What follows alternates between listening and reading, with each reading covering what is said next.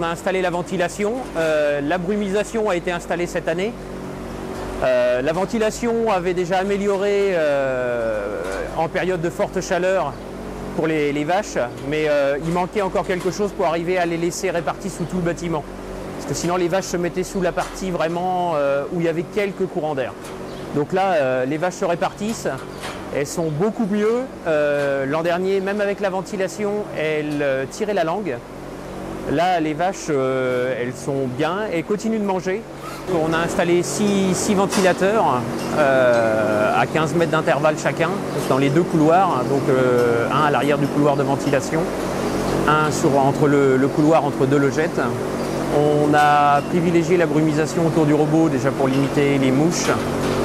Ensuite, la brume, surtout sur le couloir d'alimentation pour les inciter aussi à se lever et à venir sur la partie la plus facile sur l'aire de raclage. Et puis les dynamiser aussi à l'alimentation. Les vaches ont eu beaucoup de mal à s'alimenter donc l'été dernier, en période de forte canicule comme cette semaine. Donc la brumisation a permis de baisser la température du bâtiment de 3-4 degrés avec un ressenti plutôt à 6-7 degrés. C'est vraiment une sensation de confort pour les animaux. En plus, suite au conseil du contrôle laitier, nous avons incliné les ventilateurs de 30 degrés de façon à pouvoir ventiler plus en direction du sol, et avec la brumisation c'est réellement efficace à condition de respecter la distance de chaque ventilateur de 15 mètres maximum.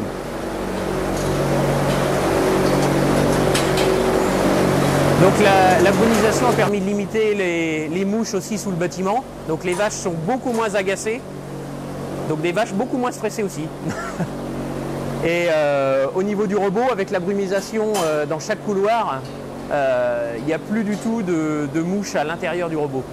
Et ça, c'est un sacré confort, et même au niveau hygiène, c'est quand même quelque chose d'important. Plus de ponte.